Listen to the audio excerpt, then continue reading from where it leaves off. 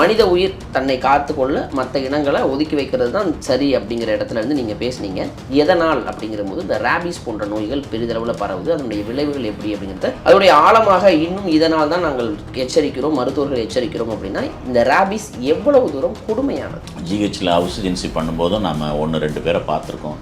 அது ஒரு இருட்டு அறை, அது கையை காலை கெட்டி போட்டிருப்பாங்க, எந்த வைத்தியமும் கொடுக்க மாட்டாங்க, கொடுக்குறதுக்கு இல்லை. பக்கத்தில் போனால் நம்மளை கடிச்சிருமோன்னா யார் பக்கத்தில் போக முடியும். கோவிலில் தான் பிணத்தை தரமாட்டாங்கன்னு தெரியும், இந்த ரேபிஸ்லையும் பிணத்தை தரமாட்டாங்க. அரசாங்கமோ கார்பரேஷனோ அல்லது முனிசிபாலிட்டியோ தான் அதை அடக்கம் பண்ணணும். அந்த மாதிரி தானே சட்டம்.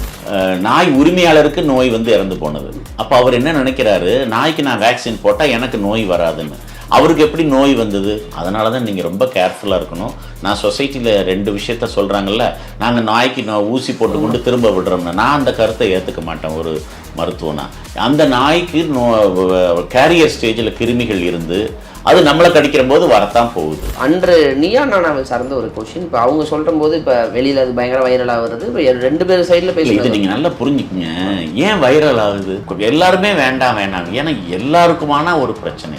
அரசாங்கம் அதை பேச மாட்டேங்குது. நான்லாம் இப்போ டாக் ஹேட்டர்ஸ்னால் நான் அந்த இடத்துக்குள்ளே வரமாட்டேன். ஆனால் எனக்கு மனுஷங்களை கஷ்டப்படுத்துகிற எதுவும் எனக்கு பிடிக்காது. அதனால் அந்த ஒரு காரணத்துக்காக தான் நம்ம நான் பற்றி பேசுகிறோம். இப்போ இவங்க அங்கே பதிவு செய்யப்பட்டது வேறு, எடிட் செய்து போடப்பட்டது வேறு அப்படிங்கிற மாதிரி எதிர்த்தரப்பினர் சில சமூக வலைதளங்களில் வீடியோக்கள் வைக்கிறாங்க. ஸோ அப்படி இருக்கும்போது அதில் ஒருவேளை அவங்க பேசுனதில் ஏதாவது நல்ல பாயிண்ட் எதுவும் இருந்ததா உங்களுக்கு தெரிந்தாங்க? இல்லை, எனக்கு தெரிஞ்சு அவங்க பேசுனதில் அவங்க இன்னும் உணரலைங்கிறது தான். நான் அந்த பாதிப்பு அவங்களுக்கு தெரியவே இல்லை. அவங்க கடிச்சானே எங்கள் அம்மாவை கடிச்சான்னு நான் திரும்ப அம்மாவை ஊசி போடுவேன், நாய் அங்கே தான் விடுவேன் அப்படிங்கிற மாதிரி இருக்கிறாங்க. அது அவங்க அம்மாவை கடிக்கிற வரைக்கும் தெரியாது. நான் டாக்டராக சொல்கிறேன். அறம்நாடு நேயர்களுக்கு அன்பு வணக்கம். இன்று நம்மோடு இணைந்திருப்பவர் டாக்டர் அருணாச்சலம் அவர்கள். டாக்டர்னு சொல்கிறத விட சமூக ஆர்வலர்னு இவரை நான் அடிக்கடி சொல்லலாம். காரணம், சமூகத்தில் இருக்கக்கூடிய பிரச்சனைகளை மருத்துவ ரீதியாக பலமுறை பல நேர்காணல்களில் கொடுத்துருக்குறோம். அந்த வகையில் தான் நீயா நானால தற்போது அவர் பேசிய விஷயங்கள் வைரலாகிட்டு இருக்கு. சார் வணக்கம். வணக்கம். இப்போ ஒரு முறையும் மருத்துவம் சார்ந்து பல விஷயங்கள் அப்படிங்கும்பொழுது இந்த முறை நீயா நானால நீங்கள் பங்கேற்றுறீங்க. காரணம், இந்த தெருநாயுடைய அதிகரிப்பால் என்னென்ன சிக்கல்கள்லாம் ஏற்படுது, அதை நம்ம அகற்றி தான் வைக்க வேண்டிய தேவை நமக்கு ஏற்பட்டிருக்கிறது அப்படின்னு ஒரு புறம். இல்லை அது நம்மளோட இருக்கட்டுங்கிறது ஒரு புறம் வரும்பொழுது மனித உயிர் தன்னை காத்துக்கொள்ள மற்ற இனங்களை ஒதுக்கி வைக்கிறது தான் சரி அப்படிங்கிற இடத்துல இருந்து நீங்கள் பேசுனீங்க. எதனால் அப்படிங்கிற போது இந்த ரேபிஸ் போன்ற நோய்கள் பெரிதளவில் பரவுது, அதனுடைய விளைவுகள் எப்படி அப்படிங்கிறத அந்த நிகழ்ச்சியில் ரொம்ப அருமையாக பதிவிட்டிருந்தீங்க. பட் ஒரு சின்ன தகவலாக போய்விட்டது. அதனுடைய ஆழமாக இன்னும் இதனால் தான் நாங்கள் எச்சரிக்கிறோம், மருத்துவர்கள் எச்சரிக்கிறோம் அப்படின்னா இந்த ரேபிஸ் எவ்வளவு தூரம் கொடுமையானது? மிக அருமையான கேள்வி. ஏன்னா இது எப்படி பாதிச்சுன்னா 94 நான் அப்போ தான் கிளினிக் போட்டு உட்காந்தப்ப கிராமத்திலேருந்து செஞ்சி பக்கத்தில் இந்த கிராமத்திலேருந்து ஒரு 5-6 பேர் வெளியில் நிற்கிறாங்க. One shop clinic. அந்த பையனை உள்ளே கூப்பிட்டு வராங்க. ஒரு 24 வயசு நல்ல விவசாயி, கருப்பு தங்கம்னு சொல்கிற அளவுக்கு நல்ல அழகான ஒரு பையன். அவனோட வயதான அம்மா அப்பா. 24 வயசு பையனுக்கு ஒரு 55-50 அந்த மாதிரி. அவனுக்கு குழந்தைய லேட்டாக பிறந்த குழந்தை. அது அவனுக்கு இந்த நோயை கண்டுபிடிச்சேன் கிளினிக்லேயே. அவங்களுக்கு யாரோ சொன்னாங்களா இல்லைன்னா மெட்ராஸில் போய் பார்த்துக்குன்னு சொன்னாங்களான்னு தெரியாது. நான் அப்போ பக்கத்து வீட்டில் தான் தண்ணி, அப்போல்லாம் கேன் வாட்டர்லாம் அப்போ தண்ணி ஏற்றத்துக்கு கொடுத்தா அவனுக்கு அந்த ஹைட்ரோஃபோபியான்னு சொல்லக்கூடிய சிம்டம்ஸ் அவனை எங்கேயுமே கொண்டு போகாதீங்க. அப்போ நான் ஜிஹெச்சில் ஹவுஸ் ஏஜென்சி முடிச்சிருந்ததுனால எம்எம்சியில் நீங்கள் அங்கேயே கூப்பிட்டு போங்க, வேறு எங்கேயும் உங்களை எடுக்க மாட்டாங்கன்னு சொல்லியும் கேட்காம எனக்கு 2 நாள் கழித்து வந்த தகவல். இங்கே இருக்கிற சென்னையில் இருக்க அவ்வளோ பெரிய ஹாஸ்பிட்டலுக்கு போயிட்டு எல்லா ஹாஸ்பிட்டலையும் இந்த நோயினை நான் எழுதி கொடுத்ததுனாலே அவங்க திரும்ப ஒருக்க கன்ஃபார்ம் பண்ணிவிட்டு நேராக ஜிஹெச்சுக்கு போங்கன்னு இவங்க எவ்வளோ செலவழிக்க தயாராக இருக்கும்னு சொல்லிட்டு நகரில் இருக்கிற அப்போ இருக்கிற பெரிய பெரிய ஹாஸ்பிட்டல்லாம் போயிட்டு கடைசியில் 2 மணிக்கு கொண்டு போய் சேர்த்ததாகவும் 2வது நாள் எனக்கு தகவல் சொல்லி 3வது நாள் அந்த பையனே இல்லைங்கிறது தான் என்னை ரொம்ப பாதித்த விஷயம். ஒரு ரேபிஸ் என்ன பண்ணுன்னா அவன் அவ்வளோக்கும் அந்த பையனுடைய ஹிஸ்ட்ரியில் 10 வருஷத்துக்கு முன்னால் தான் நாய் கடிச்சதாக சொன்னாங்க. அவ்வளோ நாள் இன்குபேஷன் கழிச்செல்லாம் வருமானலாம் தெரியாது. ஆனால் அவனை கடிச்சது 10 வருஷத்துக்கு முன்னால் தான். அப்படி இருந்தும் அந்த தம்பி இறந்து போனது தான் என்ன ரொம்ப பாதித்த ஒரு விஷயம். அதுக்கப்புறம் ஜிஹெச்சில் ஹவுஸ் ஏஜென்சி பண்ணும்போதும் நம்ம 1-2 பேரை பார்த்துருக்கோம். அது ஒரு இருட்டு அறை, அது கையை காலை கெட்டி போட்டிருப்பாங்க, எந்த வைத்தியமும் கொடுக்க மாட்டாங்க, கொடுக்குறதுக்கு இல்லை. பக்கத்தில் போனால் நம்மளை கடிச்சிருமோன்னா யார் பக்கத்தில் போக முடியும். நமக்கு கோவிலில் தான் பிணத்தை தரமாட்டாங்கன்னு தெரியும், இந்த ரேபிஸ்லேயும் பிணத்தை தரமாட்டாங்க. அரசாங்கமோ கார்பரேஷனோ அல்லது முனிசிபாலிட்டியோ தான் அதை அடக்கம் பண்ணும். அந்த நேரம் அந்த மாதிரி தானே சட்டம். நாய்க்குள்ள அத்தனை அறிகுறியும் வெறி நாய்க்குள்ள அவ்வளவு அறிகுறிகளும் மனுஷனுக்கு இருக்கும். ஏன்னா இந்த நோய் கிருமி எங்கே பரவும்னா இது வந்து நம்ம கடித்த இடத்துல எங்கே கடித்தாலும் அது அங்கே பக்கத்தில் இருக்க நர்வ்ஸ்னால் ரத்த குழாயின்னு நீங்கள் நரம்பும்பீங்க, அப்படி இல்லை நர்வ்ஸ். இப்போ நான் கையை நீட்டி மடக்கிறேன்னா அது ஒரு நரம்பு இங்கே வேலை செய்யுது. அது மூளையிலேருந்து தண்டுவடத்துக்கு வந்து தண்டுவடத்துலேருந்து ஒவ்வொரு உறுப்புக்கும் போகும். அப்போ இப்போ அவனுக்கு கடித்த இடத்துல அந்த நர்வ்ஸில் தான் போய் அதுக்கு பிடிச்சமான இடம் வந்து நரம்பு. அது தாக்கக்கூடிய உறுப்பு, அது போய் பல்கி பெறுகிற உறுப்புங்கிறது மூளை. எப்படி கோவிடில் நமக்கு வந்து மூக்கு வழியாக எல்லாம் வந்தாலும் லங்ஸில் வந்து தான் அது ரொம்ப அதிகமாக பாதிக்குங்கிறத நம்ம பார்த்தோம். அது சுவாச குழாய் நோயினால். இது மூளையை பாதிக்கிற ஒரு நோய். இது மூளையை பாதிச்சுட்டு அப்படின்னா அதுக்கு மேலே அதுக்கு மருந்தே கிடையாது. தடுப்பூசி மட்டும்தான் இதை காப்பாற்ற முடியும். அவ்வளோ ஒரு கொடூரமான ஒரு நோய் இது. இப்போ 59,000 பேருக்கு உலகம் பூரா போன வருஷம் இறந்து போனதாகவும், அதில் மெஜாரிட்டி என்ன யூஎஸ்ஏல 3 பேருக்கு தான் அது இருந்திருக்கு. இந்தியாவில் அது எவ்வளவு, இந்தியா, ஆசியா, மற்ற மேற்கு ஆசிய நாடுகளும் ஆப்பிரிக்காவிலும் தான் பெரும்பான்மையான மக்கள் இறந்து போகிறது. மேற்கத்திய நாடுகளில் வேக்சின் ஒழுங்காக போட்டதுனால அவங்க காப்பாற்றிக்கிறாங்கங்கிறது தான் உண்மை. அந்த விழிப்புணர்வும் அந்த இதுவும் அதிகமாக இருக்குது. அப்புறம் தெருநாய்கள் அங்கே கிடையாதுங்கிறது உண்மையான விஷயம். இப்போ ரேபிஸால் பாதிக்கப்பட்டு இறந்தவர்களை தனித்து தான் அப்படிங்கிற சூழலில் தான் இருக்குது. அந்தளவுக்கு இப்போ ரேபிஸ் பாதித்தா அவர்கள் அந்த நாய் குணம் கொண்டவர்களாக மாறி அவர்கள் மூலியமாக ரேபிஸ் பரவும் அப்படிங்கிறது தான் உண்மையாக. நம்ம நாய் குணம் கொண்டவர்களாலாம் இல்லை. அந்த நோய் வந்துட்டுனா மூளையை பாதிக்கிறதுனால உறுப்புகள் செயலிழக்கும், பேரலைஸ் ஆகும். ஓகே. அதனால் சில நேரம் ஒன்றுமே இயக்கம் இல்லாமல் போயிடுவாங்க, சில நேரம் ரொம்ப அக்ரெஷனோடு இருப்பாங்க. ஒருவேளை வெறி நாய், இப்போ வெறி நாய் அந்த அக்ரெஷன் அதெல்லாம் அதில் இருக்கும். அதை விட பேரலைசிஸ் ஆகிறதுனால தொண்டையில் முழுங்குற தசையும் பேரலைட்டிக் ஆகிறதுனால தண்ணியை முழுங்க முடியாமல் எச்சியை முழுங்கினா அது எங்கே உணவு குழாயில் போயிருமோன்னு பயத்தில் அது அப்படியே வாயில் வழியாக வச்சுருக்கிறதெல்லாம் கோழையாக வெளியில் வர்றது தான் அந்த தோற்றம். வெறி நாய்க்கும் அதுதான் நடக்கும், நம்ம மனிதர்களுக்கும் அந்த நோய் வந்துட்டுனா அதுதான் நடக்கும். நாய் சலைவா ஊற்றி அப்படியே வாயெல்லாம் அதே மாதிரி மனிதர்களும் இருப்பான். அக்ரெஷன் இருக்கும். ஏன்னா மூளையை தான் அது போய் திங்கும். மூளையை சாப்பிட்றதுனால தான் நமக்கு வர்ற பிரச்சனை.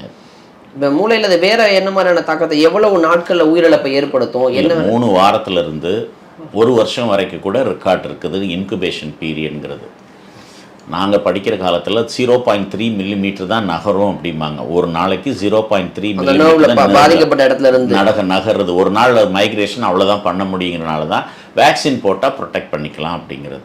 இப்போ யாரெல்லாம் வேக்சின் போடணும் சார்? இப்போ நீங்கள் சொன்னது அந்த பேஷண்ட் வந்து ஒரு 10 வருடத்துக்கு முன்பு நாய் கடித்தது, ஆனால் அதற்கு பிறகுங்கிறீங்க. இதை எப்படி நம்ம ஒரு யூகிக்க முடியும்? நாய் கடித்தவர்களுக்கெல்லாம் ரேபிஸ் இன்ஜெக்ஷன் போடணுமா? நாய் கடிக்காதவர்களும் இதை ஒரு தடுப்பூசியாக அனைவரும் ஒரு கட்டாயத்தின் அடிப்படையில் எப்படி நம்ம ஒரு ஷோவில் வந்து ஒருத்தர் சொன்னார் எல்லா ஊசியும் போட்டு வந்ததுன்னு. ஆனால் அவர்கிட்ட கேட்க வேண்டிய கேள்வி என்னென்னா, 0 டோஸ்ங்கிறது கடிச்சன்னைக்கு போட வேண்டிய டோஸ். 0 டோஸ்னு அதில் ஒன்று இருக்குது.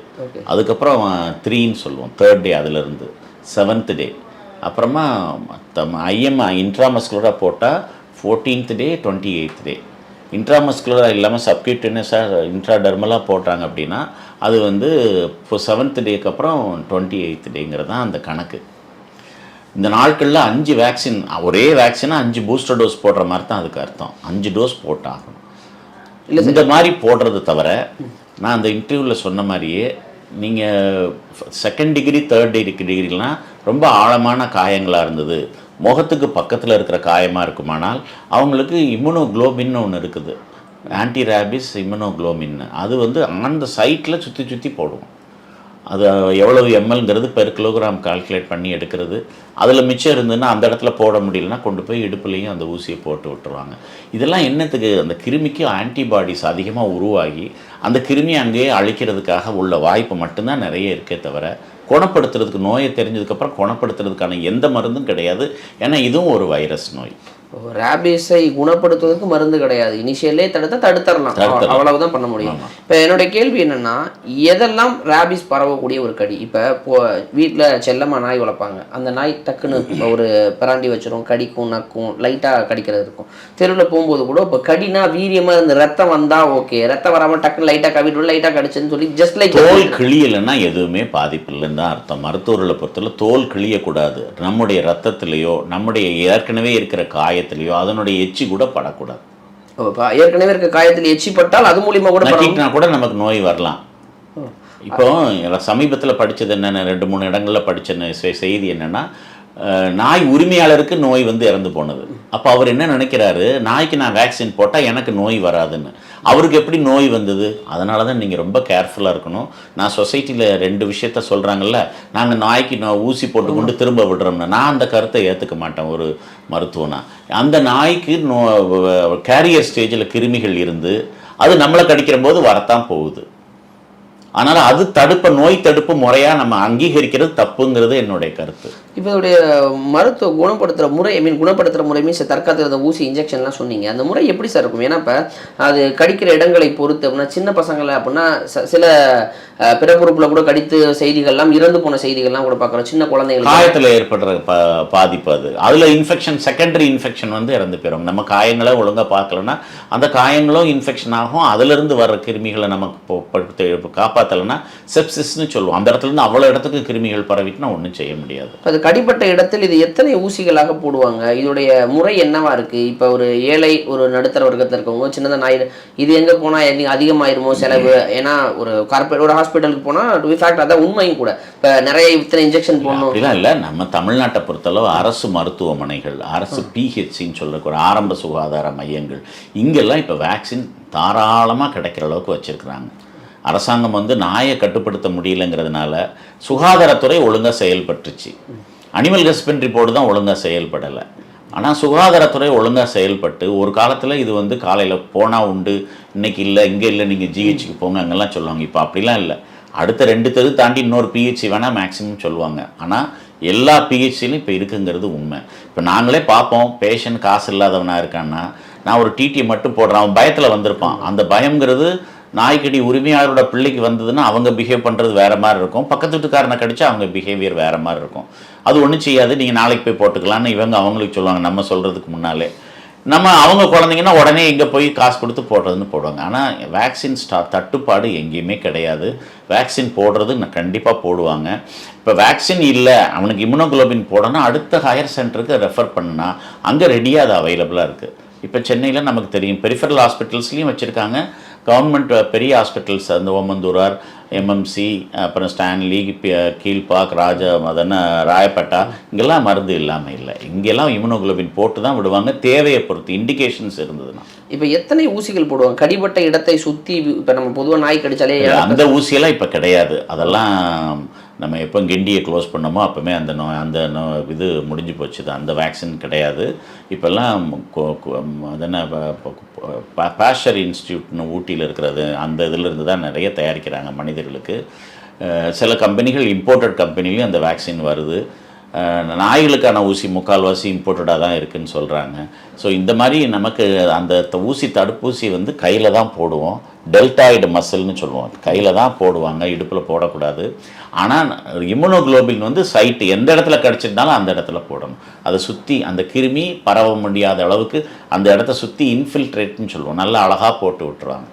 இப்போ அது எத்தனை ஊசிகள்? இப்போ ஒருவேளை 12 பெர் கிலோகிராம்னு அதுக்கு மருந்து டோஸ் இருக்குது. அந்த டோஸை கனெக்ட் பண்ணி அந்த ஊசியை எடுத்து அந்த ஊசியை அந்த அளவுகளில் போட்டு விட்டுருவோம். சரி சார், இப்போ நீங்கள் ஒரு மருத்துவராக சொல்லுங்கள். இப்போ தெருநாய்க்கள்ங்கிற தாண்டி ஒரு விலங்குகளிடமிருந்து ரேபீஸ் பரவுகிறது. நாட் ஒன்லி தெருநாய், இப்போ பூனையிலேருந்து பரவலாம். எப்படி வெளிநாடுகளில் வந்து பேட்டில் இருந்து, அந்த வவ்வால் இருந்து தான் வருதுங்கிறது ரொம்ப. இங்கே நம்ம ஹைதராபாத்தில் 2 நெய்பரை இப்போ பூனை கடிச்சு, அந்த பூனைக்கடியில் 2 நெய்பரும் இறந்து போனது ஒரு செய்தி, பத்திரிகை செய்தி. அதனால் பூனை கடித்தாலும் வரலாமான்னா, பூனை இந்த நாயோட விளையாண்டுருந்தால் வரலாம்.